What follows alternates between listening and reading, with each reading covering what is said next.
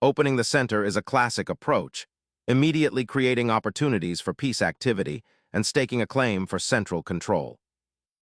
Nimzowich's defense, challenging the center's immediate control and inviting a strategic skirmish across the board.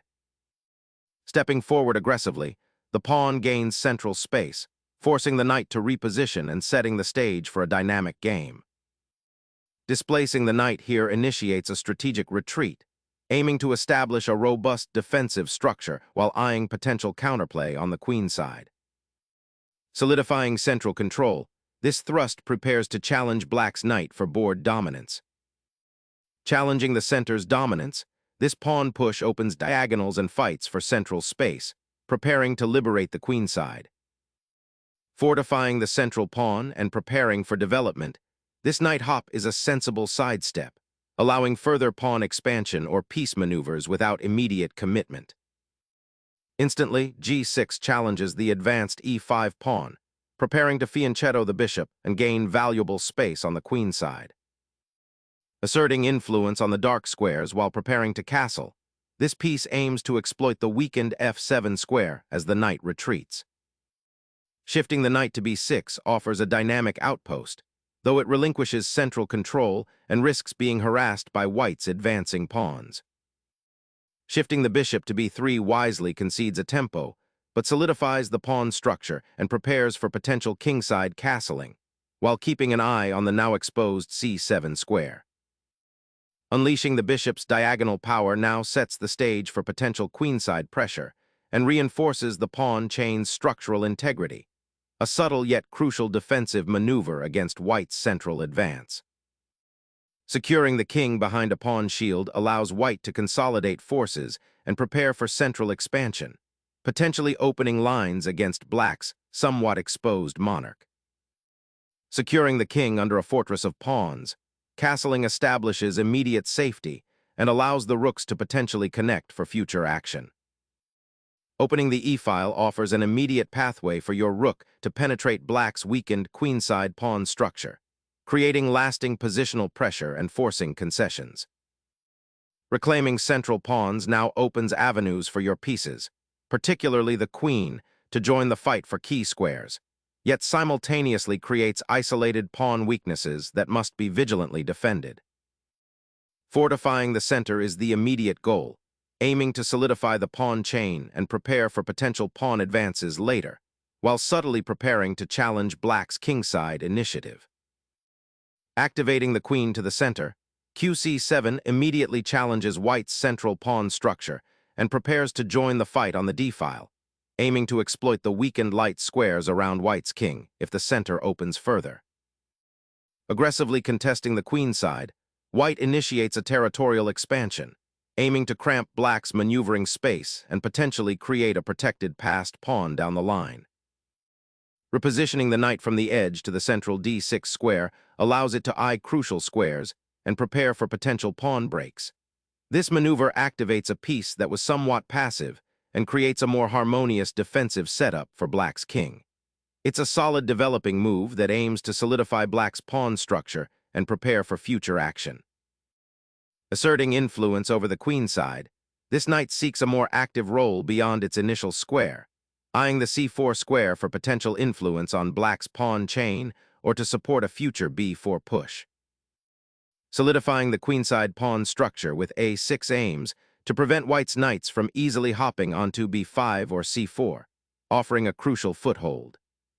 This quiet move, a6, immediately addresses the latent positional threat of a knight appearing on b5, which could exert significant pressure on black's queen side, particularly targeting the c7 pawn. By creating this pawn buffer, black proactively shores up their defenses, preventing immediate tactical incursions and maintaining a more stable pawn structure. It's a prophylactic maneuver that sacrifices a little tempo for long-term security, signaling black's intention to build a solid, defensible position before seeking active counterplay. Prying open the d-file with such force not only liberates white's bishop on c4, but also dramatically intensifies the central pressure, forcing black into a tense strategic balancing act. Liberating the knight from its cramped position on b6 and immediately challenging the bishop on b3, is a sound positional maneuver, aiming to disrupt white's queenside setup and create potential for queenside counterplay. The rook's repositioning to the e-file aims to activate it, potentially preparing for a future advance or to contest control of that crucial central conduit. Unraveling the central pawn structure by exchanging the knight on b3 eliminates a key defender of white's central control and potentially opens lines for black's pieces, creating dynamic counterplay. Unleashing the queen onto the queenside, white immediately pressures black's isolated pawns and aims to exploit the open c-file, setting the stage for potential pawn storms or tactical skirmishes. Opening a diagonal for the queen's bishop, this initiative seeks to contest the central tension, potentially leading to a more open game. Unlocking the d-file and challenging black's queenside pawn structure is the essence of this capture, aiming to gain a central foothold and potential attacking avenues. Reclaiming the pawn with the bishop reopens a crucial diagonal and immediately challenges white's central pawn structure, forcing a reevaluation of the advanced d5 pawn. Challenging the queen's position directly, white repositions the powerful piece to a more active square, intending to provoke weaknesses or simply gain breathing room while keeping an eye on potential pawn advances or piece exchanges. Seeking to disrupt white's pawn chain and open diagonal lines for her pieces, black repositions the bishop to a central outpost, aiming to challenge white's control of the d5 square and create counterplay. This maneuver, 17, b3 ***, repositions the bishop to a more active diagonal, eyeing the queenside while simultaneously defending the e4 pawn. It also opens the d-file for potential future rook activity, aiming to exert pressure on black's central pawn structure. Notice how it also prepares for a potential kingside expansion later, should black's defenses falter. Shifting the knight to d7 initiates a careful repositioning, aiming to reinforce the central pawn structure and prepare for potential pawn breaks or a more active knight outpost, while simultaneously clearing the path for the rook to potentially join the queenside action. Unleashing a knight to g5, white immediately targets the g7 bishop, aiming to exploit potential weaknesses around the black king once the diagonals are opened. This aggressive repositioning creates immediate tactical tension, forcing black to carefully consider their defensive setup and whether to ignore the threat for the sake of piece development. Sensing the central pressure and the exposed king, black immediately seeks to dislodge the aggressive knight and disrupt white's spatial advantage on the kingside. This pawn push is a bold counterstrike, aiming to exploit the misplaced white knight and potentially open lines for counterplay. A risky sortie, this knight's excursion to the edge of the board abandons central control, potentially opening lines of attack for black's pieces that are currently somewhat dormant.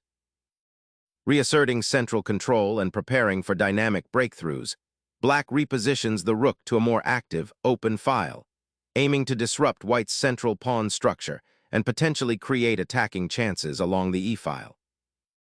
Bringing the knight back to its active central post, the white knight now occupies a square that exerts pressure on the kingside and eyes potential outposts.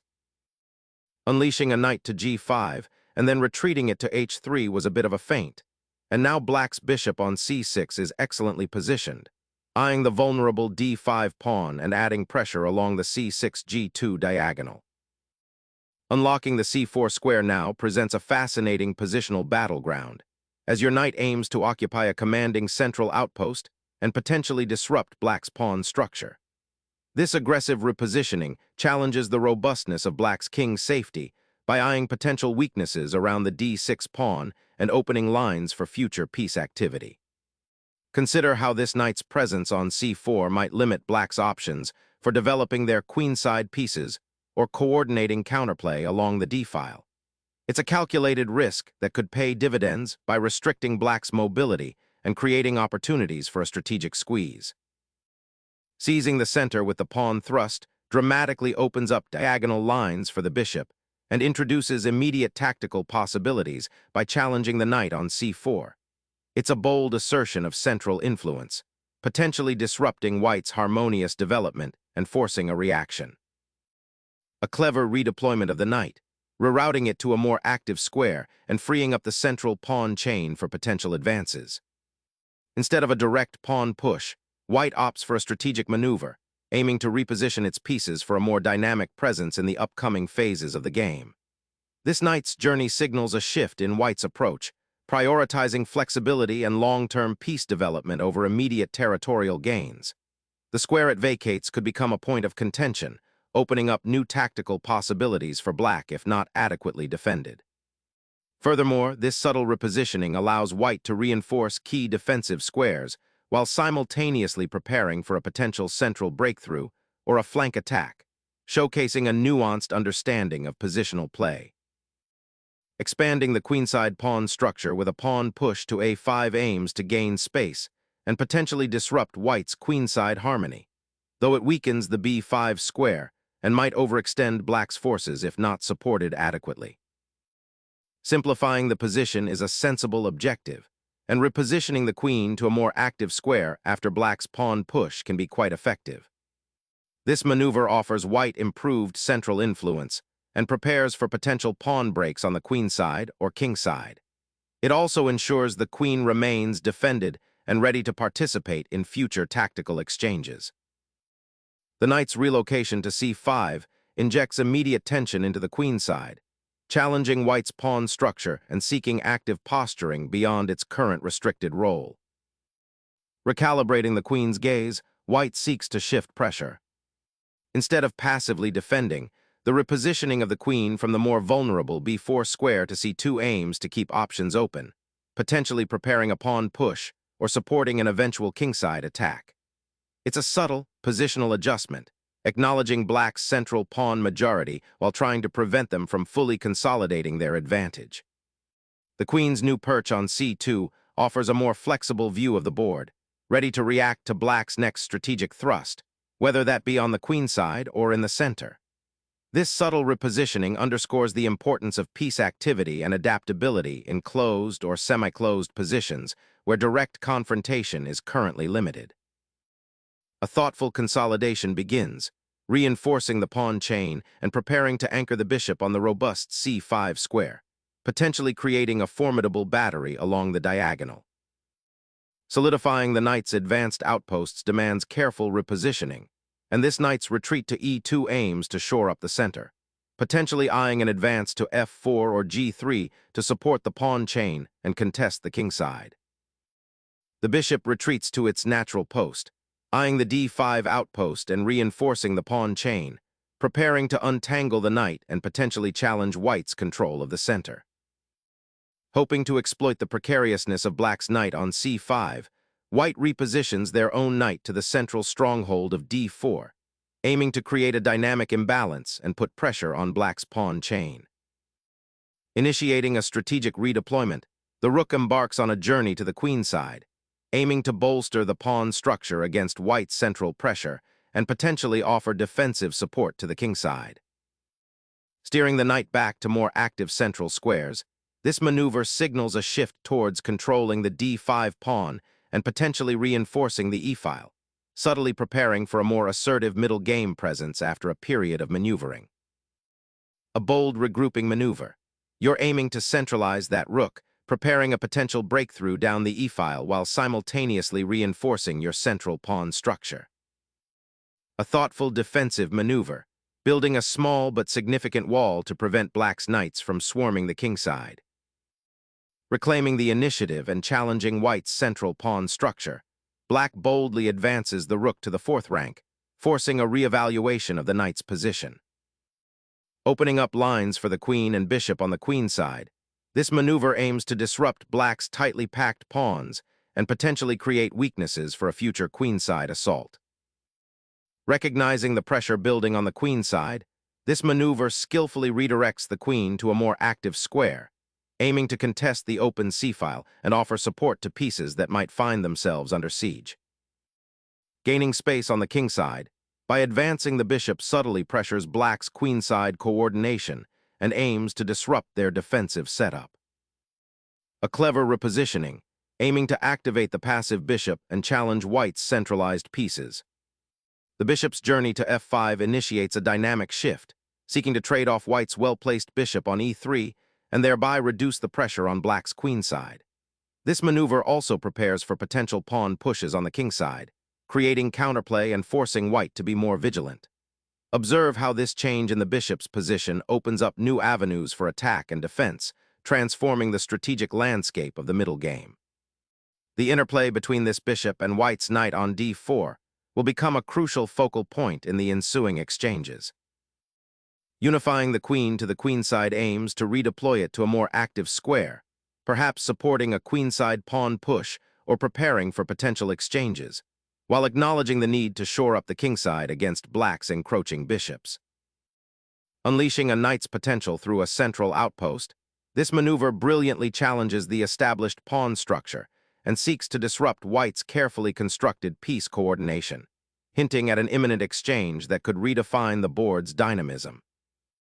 Sacrificing the exchange here initiates a dramatic reshuffling of the board, aiming to dismantle black's imposing bishop pair and create activity on the queenside.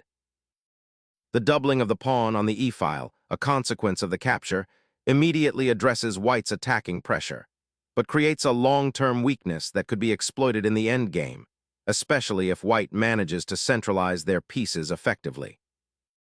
The knight retreats to e1, a quiet repositioning that aims to defend the f2 square and perhaps prepare a future maneuver of the knight to g3 or f3, potentially supporting an attack on black's kingside. It's a subtle move, prioritizing defensive solidity and long-term planning over immediate tactical fireworks, signaling white's intention to consolidate before committing to further aggressive action. The knight's daring lunge to b2 aims to disrupt white's queen and pawn structure, creating immediate tactical possibilities and potentially forcing concessions. This foray highlights the dynamic tension on the queenside. If white isn't careful, the doubled pawns on the b-file could become a serious weakness. Unlocking the blocked c-file is the priority, as the d-pawn is now a tempting target and the queen's patrol on the b-file has been disrupted.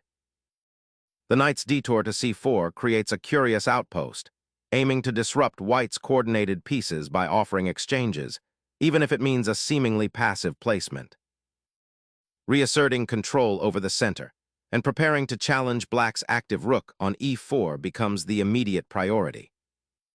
Shifting the knight to a more active central square revitalizes black's position, eyeing vulnerable white pawns and potential tactical fireworks.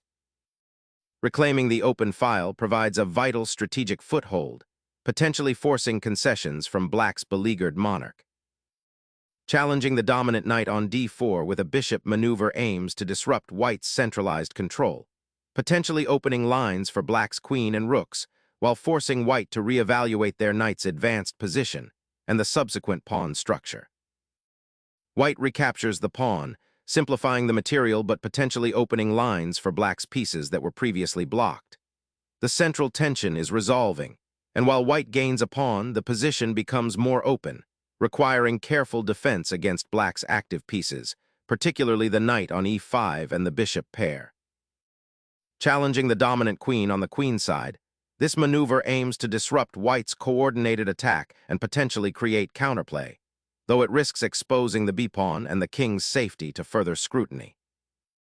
Shifting the rook to the open b-file challenges black's queenside pawns and aims to disrupt coordination between their pieces, potentially creating targets for a future pawn push or piece infiltration. Snapping up the pawn on a4, black boldly grabs material, but overlooks the sudden danger to the king, as white's pieces are poised to exploit the open files and black's slightly uncoordinated defenders. Exploiting the newly opened diagonal and black's exposed bishop on a4, white forcefully exchanges pieces to simplify into a more advantageous endgame, where their rook on b1 gains significant influence. Seizing the opportunity presented by the undefended light-squared bishop, black initiates a fascinating exchange that promises to dramatically alter the positional landscape, aiming to unravel white's potentially cumbersome piece configuration and pave the way for greater activity on the queen side. White snatches the rogue bishop, finally clearing out a powerful attacker from the queen side. Black's rook capture on e4 fundamentally alters the endgame's complexion, sacrificing material for a dynamic, if somewhat precarious, counterplay around the exposed white king. Exploiting the open file, the rook aggressively occupies its new domain, creating immediate pressure on black's diminished queenside pawn structure. This discovered check fundamentally alters the material balance and simplifies the position towards a likely drawn endgame by forcing the recapture of the rook. Relocating the king to the second rank not only shelters it from potential harassment, but also subtly prepares it for any future pawn pushes that might open lines. Snatching that bishop opens up white's king considerably, exposing it to potential harassment from the remaining black pieces. White is leveraging the open file, aiming to trap the rook and exploit the isolated pawns. Sensing the looming endgame, black aims to reactivate the rook and potentially create some counterplay along the open file, hoping to disrupt white's material advantage. Reclaiming the open file after black's enterprising, but ultimately flawed rook maneuver is white's immediate priority, seeking to re-establish active piece play rather than passively defending. The bishop retreats, seeking refuge from the rook's menacing pressure on the open file and aiming to potentially redeploy to a more active square, perhaps supporting a pawn push or even eyeing the enemy king. Unleashing the bishop's potential after the exchange creates a dangerous diagonal, aiming to exploit black's slightly exposed king and potentially disrupt their pawn structure on the queen side. Ra6 aims to leverage the rook's newfound activity on the 6th rank, potentially creating threats against white's isolated pawn on b3 or supporting advances along the file. The rook lands on the d-file, aiming to pressure the black bishop and potentially open lines for attack down the center. A courageous attempt to activate the bishop, seeking counterplay by targeting white's still doubled pawns, but it overlooks the immediate threat to the f7 pawn and the potential for white to consolidate quickly. The rook now endeavors to re-establish pressure along the 3rd rank, aiming to restrict the enemy's bishop and potentially create mating nets if the king ventures too far from its defensive perimeter. Re-establishing the bishop's diagonal presence after its forced detour is a sensible positional adjustment, aiming to reclaim influence over the crucial kingside squares. Unleashing a check that forces the opponent's king out into the open, a decisive step towards simplifying into a winning endgame. The king scrambles for safety, but with the opponent's rook firmly on the 8th rank, escape seems increasingly improbable. Challenging the rook's established dominion on the 7th rank, white aims to dislodge it, thereby opening avenues for further pressure against black's beleaguered king position. Unleashing a desperate attempt to create counterplay, g5 immediately opens a dangerous diagonal towards the black king and sacrifices material in the process, a risky gambit given the already precarious pawn structure. Reclaiming the bishop to a more active diagonal immediately improves piece coordination for the white forces, aiming to prevent the black pawns from advancing further on the queen side while offering support to the knight. The king's journey to the open files becomes imperative now, seeking safety and activity before the rook's dominion over the 7th rank solidifies further. Asserting control over the queenside diagonal, this maneuver aims to disrupt black's pawn structure and potentially create weaknesses on the file. Asserting influence over the central squares and aiming to establish a passed pawn is the primary objective after this maneuver. Breaking the pawn chain with f3 suddenly injects life into white's position, offering the king a much-needed escape square and simultaneously challenging black's somewhat stagnant structure. A desperate attempt to stir up activity in a lost position, though the king's safety is already compromised and the pawn structure offers little hope for a comeback.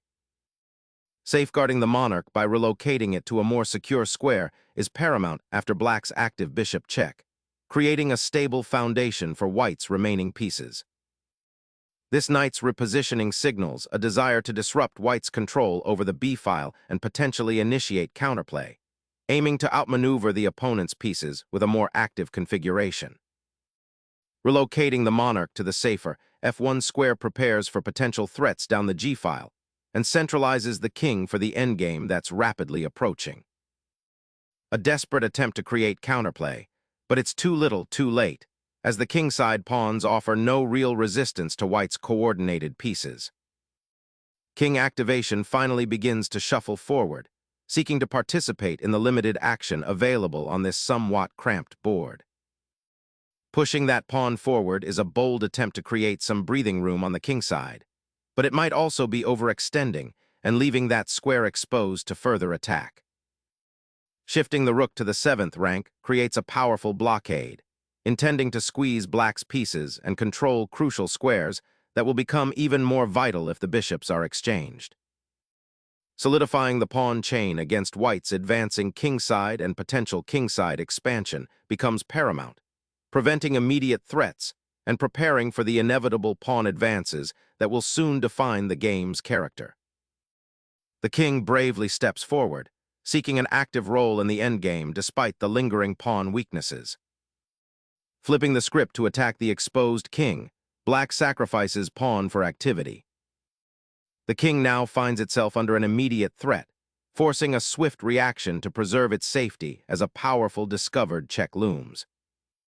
The bishop's return to e5 is a crucial defensive maneuver, aiming to plug the critical g7a2 diagonal that the white rook was about to exploit. By occupying this square, black hopes to create a more solid barrier for their king and to discourage further infiltration by the opponent's queen and rook. It's a move that prioritizes structural integrity in a deteriorating position. The rook's repositioning to the c-file now presents a twofold threat, either directly attacking the weak pawn on a6, or, more subtly, preparing to swing over to the kingside to support a potential pawn storm, aiming to overwhelm black's defenses. Finding refuge for the king behind the advanced pawn chain offers some breathing room, though the open files remain a constant threat. King's safety now becomes paramount as white's monarch ventures further from its sheltered, castled position. Unleashing the monarch, black seeks to activate its dormant potential, aiming to disrupt white's well-entrenched pawn structure and create a final flurry of activity before the inevitable simplification. King's journey to safety begins, aiming to escape the immediate threats and find a more secure square amidst the pawn storm.